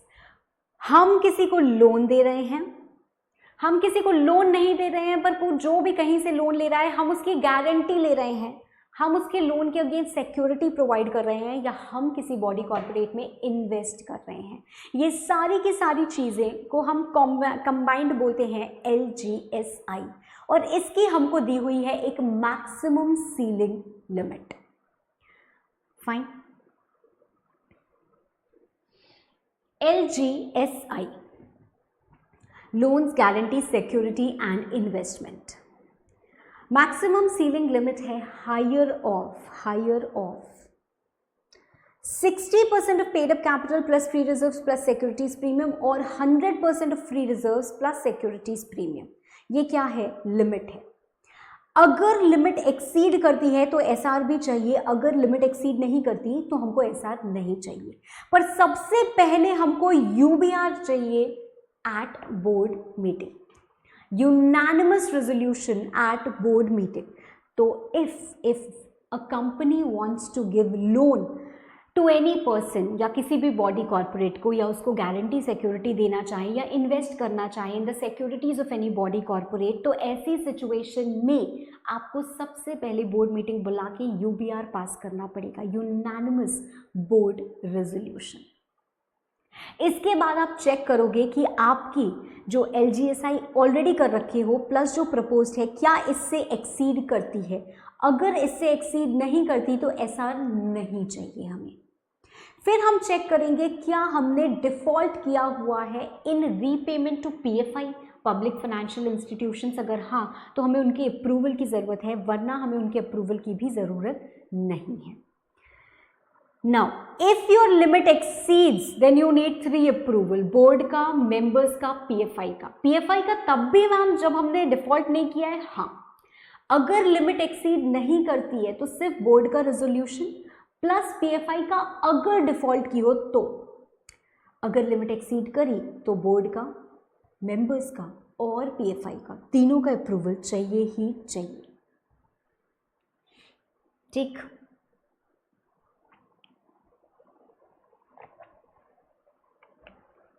The things to be kept in mind, rate of interest on loan is going to be more than equal to the yield of government security, जो भी हमारा क्लोजेस्ट टेन्योर हो।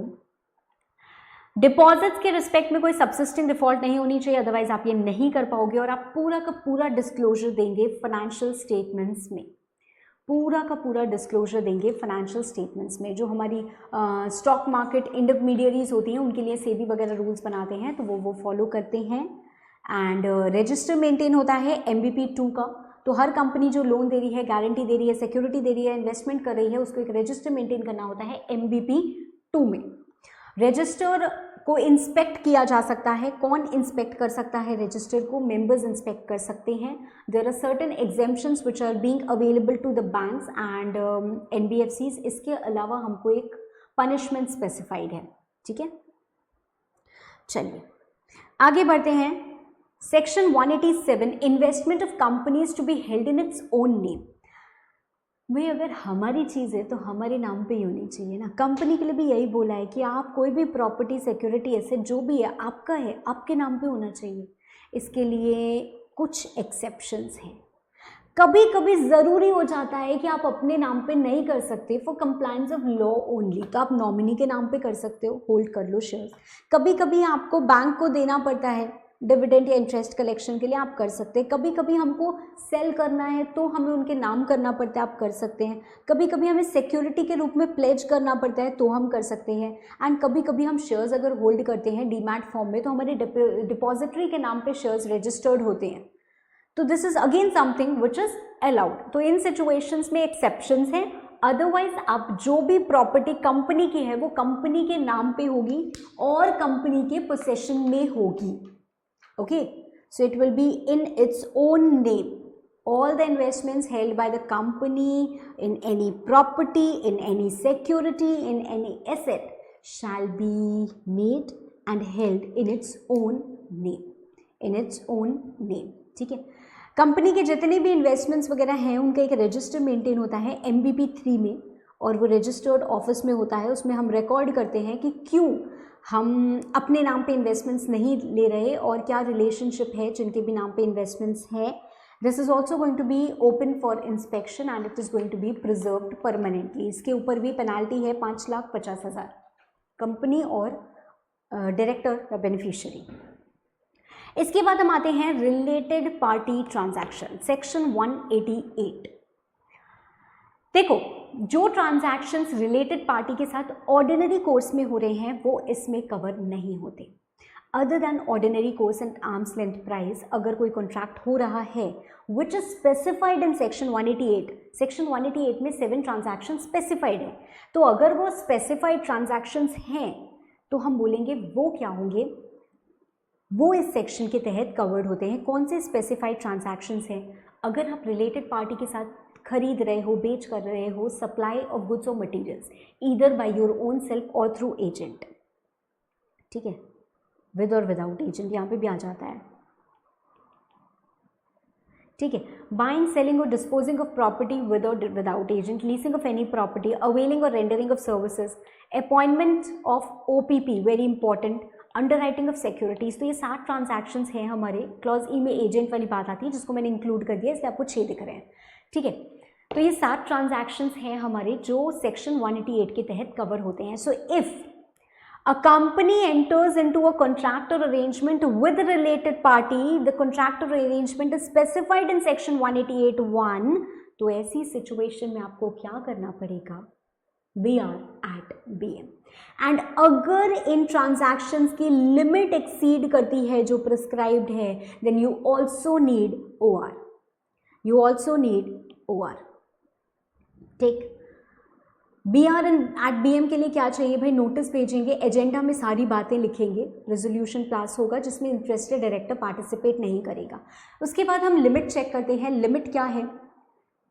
मोर than equal to 10% of turnover, sale of goods or material, more than equal to 10% of net worth for disposing of property, more than equal to 10% of turnover for lease rent, more than equal to 10% of turnover for services, and OPP के लिए 2.5 lakh per month which exceeds 2.5 lakh per month, and underwriting commission के लिए which exceeds 1% of net worth. तो ये हमारी क्या है, limits दी हुई है। अगर इस लिमिट से एक्सीड करेगा तो जनरल मीटिंग के लिए नोटिस भेजनी पड़ेगी विद एक्सप्लेनेटरी स्टेटमेंट, और जनरल मीटिंग पे OR पास होगा। इसमें भी related party will not vote, related party will not vote. Apart from this section 188 में हमें डिस्क्लोजर देना होता है बोर्ड्स रिपोर्ट में about all the RPTs। Listed company के लिए 25 लाख की पेनाल्टी, अनलिस्टेड या अदर कंपनीज के लिए 5 लाख की penalty. Then we have certain exemptions, ठीक है। मान लीजिए company enters into such a transaction without obtaining necessary approval, तो क्या होगा? तो ऐसी सिचुएशन में कॉन्ट्रैक्ट को रैटिफाई किया जा सकता है 3 महीने के अंदर अंदर। अगर नहीं करते हैं तो कॉन्ट्रैक्ट वॉइडेबल बन जाता है, वॉइड नहीं होता। मतलब बोर्ड का अप्रूवल चाहिए था, नहीं लिया, बोर्ड की मर्जी के हिसाब से ये एनफोर्स कराया जाएगा। बोर्ड चाहेगी कि ये बेनिफिट में है तो एनफोर्स होगा, नहीं चाहेगी तो नहीं होगा। जो भी डायरेक्टर्स इन्वॉल्व होते हैं if any, they will इंडेमनिफाई for the loss, तो वो कंपनी के भरपाई करेंगे, वो कंपनी के भरपाई करेंगे, ठीक है, लॉस की। ऐसा डायरेक्टर ने गलत किया है तो डायरेक्टर डिस्क्वालीफाई हो ही जाएगा, वेकेट करेगा ही करेगा। इसके बाद आता है हमारा सेक्शन 189। अब हमारे सब छोटे छोटे से सेक्शंस बचे हैं, nothing important. Section 189 register maintain करने को बोलता है। तो 184 और 188 के तहत हमको जो रजिस्टर्स मेंटेन करने होते हैं वहाँ यहाँ पे हमें इसका जिक्र मिलता है along with rule 16। So we have to maintain the register, register is maintained in MBP 4, है ना। सो हर डायरेक्टर को क्या करना होता है, अपना डिस्क्लोजर देना होता है MBP 1 में जो फॉर्म है, और उसको रिकॉर्ड किया जाता है, उसका रजिस्टर मेंटेन किया जाता है MBP 4 में। रजिस्टर्ड ऑफिस पे वो रजिस्टर रहेगा, बिजनेस आवर्स में उसको इंस्पेक्ट किया जा सकता है कोई भी मेंबर द्वारा, AGM में भी वो रहेगा, एंड पेनाल्टी है अगर नहीं मेंटेन करेंगे तो 25,000 की, ठीक है। इसके बाद आता है हमारा section 190, the contract of employment.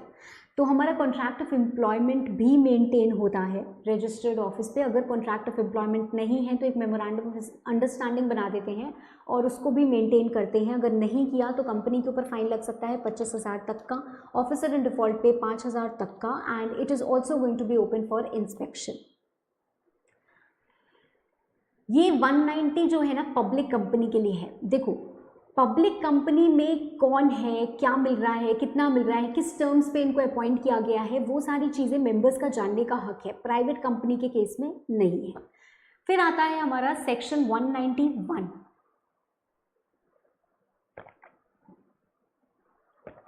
Which is a section similar to section 202।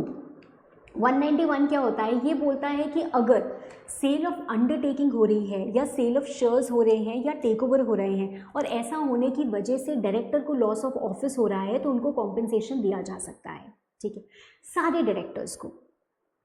जो सेक्शन 202 हम पढ़ते हैं वो सिर्फ MD, WTD और मैनेजर के लिए पढ़ते हैं, यहाँ पे हम सबके लिए पढ़ते हैं। इन सबको क्या दिया जा सकता है, कॉम्पेंसेशन दिया जा सकता है, पर for this you need ordinary resolution. तो जनरल मीटिंग बुलाई जाएगी, नोटिस में सारा डिटेल दिया जाएगा और उसके बाद ऑर्डिनरी रेजोल्यूशन पास होगा और तब इनको क्या दिया जा सकता है, कॉम्पेंसेशन दिया जा सकता है। कॉम्पेंसेशन ऑब्वियसली हम जब सारे डायरेक्टर्स को दे रहे हैं तो it includes the non executive directors as well as executive directors. Executive directors को अगर कॉम्पेंसेशन देना है तो यू हैव टू एंश्योर कि 6 डिफॉल्ट्स नहीं होनी चाहिए। डिपॉजिट्स समय पे किए हों, debentures, bank loans, taxes, employees के ड्यूज और प्रेफरेंस शेयर्स का डिविडेंड और रिडेम्पशन, अगर ये डिफ़ॉल्ट है तो आप उनको नहीं दे सकते। एक स्पेशल बात ये होती है कि जब हमें OR पास करना है तो हम एडजर्न्ड मीटिंग, मतलब कोरम होना चाहिए तभी हमारा OR पास होगा, बिना कोरम के हमारा OR पास नहीं हो सकता है, ठीक है। इसके लिए भी हमारे पास पेनाल्टी है 1 लाख रुपीज़ की। Then we have section 192। Section 192 barter system होता है। हम बोलते हैं कि यार ये नहीं कर सकते, नॉन कैश ट्रांजैक्शंस नहीं कर सकते, पर अगर नॉन कैश ट्रांजैक्शंस आपको करने हैं तो OR चाहिए जनरल मीटिंग में, और जो वैल्यू है वो रजिस्टर्ड वैल्यू और निकालेगा तब करेंगे। अगर बिना OR के हमने कर लिया तो वो वॉइडेबल होता है। कंपनी को अगर लगेगा कि उनके हित में है तो कंपनी उसको इन्फोर्स कराएगी, पर कई बार ऐसा होता है कि रिस्टिट्यूशन पॉसिबल नहीं होता है या बोनाफाइड परचेज हो जाती है, तो ऐसी सिचुएशन में कंपनी के पास कोई ऑप्शन नहीं है, बस उनको भरपाई लेके काम चलाना पड़ेगा। सेक्शन 193 बोलता है कॉन्ट्रैक्ट बाय 1% कंपनी। यूजुअली हम देखते हैं कि कंपनी अगर अपने मेंबर के साथ किसी के साथ भी कॉन्ट्रैक्ट में एंटर कर रही है तो वहाँ पे बोर्ड रेजोल्यूशन चाहिए, मेंबर्स से ये चाहिए वो चाहिए, रिलेटेड पार्टी ट्रांजैक्शन, कितनी सारी चीज़ें हमने पढ़ी। भाई 1% कंपनी है, एक ही पर्सन कंपनी है, तो यहाँ पे तो चीज़ें थोड़ी सी अलग होंगी। 1% है, वही डायरेक्टर है, वही मेंबर है, तो ऐसी सिचुएशन में हम बोलते हैं कि आपको कुछ भी फॉर्मेलिटी करने की ज़रूरत नहीं है, आप बस रिकॉर्ड कर दीजिए अपने मिनट्स बुक में और ROC को 15 दिन के अंदर अंदर इन्फॉर्म कर दीजिए। Okay, so when company enters into a contract with a sole member, जो खुद भी डायरेक्टर हैं, तो ऐसी सिचुएशन में आपको कुछ और करने की ज़रूरत नहीं है, right. So that's it with this particular chapter.